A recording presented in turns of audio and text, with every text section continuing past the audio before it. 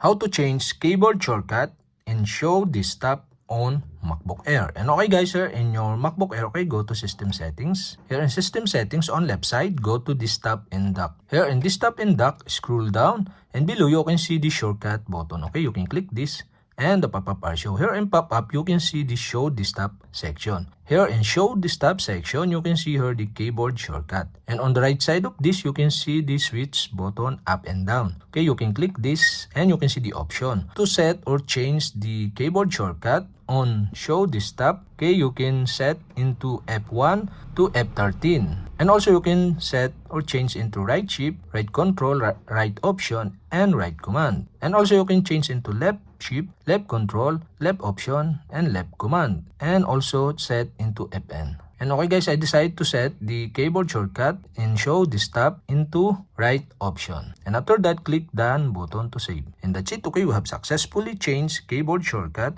in Show Desktop on MacBook Air.